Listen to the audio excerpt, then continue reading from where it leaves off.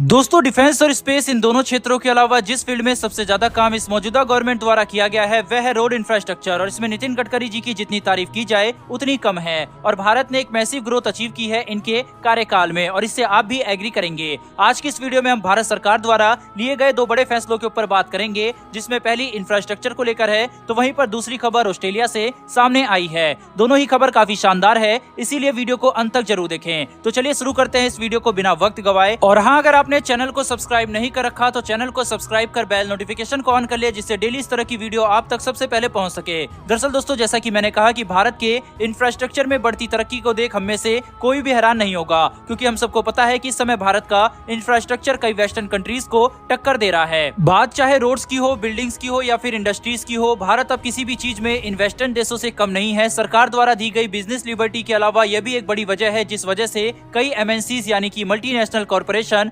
भारत में अपनी यूनिट विकसित करना चाहती है। अब ऐसे में भारत के इंफ्रास्ट्रक्चर को विश्व स्तर पर चमक देने के लिए एक बड़ा फैसला लिया गया है। दरअसल हाल ही में भारतीय ट्रांसपोर्ट मिनिस्टर नितिन गडकरी जी ने एक स्टेटमेंट जारी करते हुए बताया है कि भारत का पहला एलिवेटेड अर्बन एक्सप्रेसवे 1 से 1.5 साल के अंदर पूरी तरह से तैयार हो जाएगा और साल 2023 के अंत तक ऑपरेशनल भी हो जाएगा। रेफरेंस के तौर पर आप स्क्रीन पर द हिंदू का आर्टिकल भी देख सकते हैं। बता दें कि इस एक्सप्रेसवे का नाम द्वारिका एक्सप्रेसवे रखा गया है। ये भारत के लिए एक वर्ल्ड क्लास रोडवे स्ट्रक्चर होने वाला है, क्योंकि इसके फीचर्स को काफी बारीकी से डिजाइन किया गया है। बात करें इस एक्सप्रेसवे की तो ये 16 लेन का एक्सेस कंट्रोल हाईवे होने वाला है। साथ ही इसमें दोनों side 3 lanes additional minimum service roads भी रहने वाली है। रिपोर्ट्स के मुताबिक दावा किया जा रहा है कि यह एक्सप्रेसवे दिल्ली गुड़गांव एक्सप्रेसवे पर होने वाले रश और ट्रैफिक को काफी हद तक कंट्रोल कर पाएगा, क्योंकि इस एक्सप्रेसवे से वेस्ट दिल्ली का 50 से 60% ट्रैफिक डाइवर्ट हो जाएगा। वहीं पर इससे आपको अंदाजा लग ही गया होगा कि ये कितने बड़े लेवल पर कंस्ट्रक्ट किया जा रहा है। इसके अलावा इस एक्सप्रेसवे को 9000 करोड़ के बजट में बनाया गया है, जो कि 29 किलोमीटर लंबा है।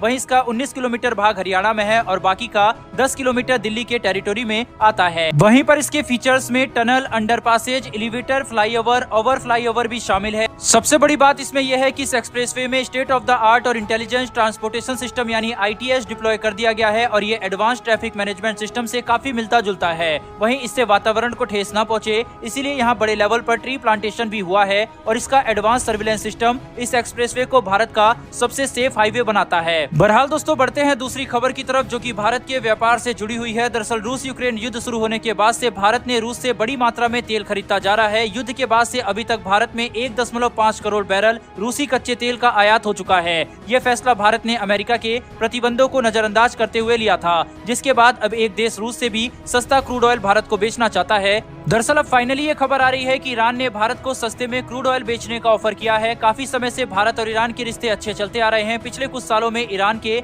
डिप्लोमेट्स भी कई बार भारत के दौरे पर आ चुके हैं और भारत की कई बार प्रशंसा भी की है। वहीं जब से पूरी दुनिया ने भारत को अमेरिका को नजरअंदाज करते हुए देखा है, तब से भारत की छवि विश्व में अलग ही बन गई है। अब ऐसे में ईरान भी जानता है कि भारत ही इकलौता ऐसा देश है जो ईरान पे लगे अमेरिकी प्रतिबंधों के बाद भी ईरान की मदद कर सकेगा।